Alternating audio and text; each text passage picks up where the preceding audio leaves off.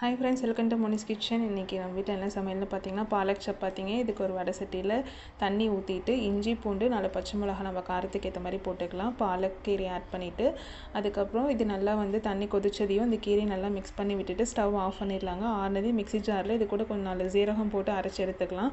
இது குழந்தைங்க மட்டும் சாப்பிட்றதா இருந்தால் நீங்கள் பச்சை மிளகா ஆட் பண்ண வேண்டாங்க. பெரியவங்க சாப்பிட்றதுனால பச்சை மிளகா ஆட் பண்ணியிருக்கேன்.